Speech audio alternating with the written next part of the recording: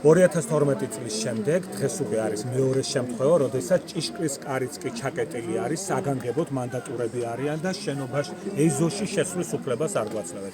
პირველი შემთხვევა ეს იყო 2 დღის წინ, როდესაც მზია ამაღლობელის პროცესი არ შეგვიშვეს და ეს არის უკვე მეორე შემთხვევა, როდესაც ჭიშკარს უხილავი ბოქრომი ადევს, აქ მანდატურები იმყოფებიან და პერიმეტრზე გადაადგილების უფლებასაც არ გვაძლევენ. მაყურებელს შევახსენებ, რომ იმ პერიმეტრზე, სადაც არის საშტო ბიურო, სადაც არის ეგრეთ წოდებული სველი წერტილი და სადაც შესაძლებელია თბილისიდან, ბათუმიდან და სხვადასხვა მუნიციპალიტეტიდან ჩამოსულ ადამიანს, მინიმუმ ბიოლოგიური მოთხოვნილების დაკმაყოფილება სურდეს. მანდატურები ამბობენ, რომ ჩვენ არ ვართ ვალდებული გაჩვენოთ ის ჩანაწერი, რომლის მიხედვითაც არ გიშვებთ ეზოშიო, ბუნებრივია.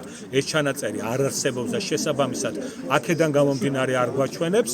ეგრეთ წოდებული ბრძანების საფუძველზე 2 მანდატური საკმაოდ საპატივცემულო მათ მეწლებია ვიცნობ, მიიღეს უკანონო ბრძანება, ასრულებენ უკანონო დავალებას და არ გვიშვებენ ეზოში. ყოფილი ხელისუფლების ცვლილების შემდეგ მსგავსი შემთხვევა ჩვენ არ გვინახავს არასოდეს.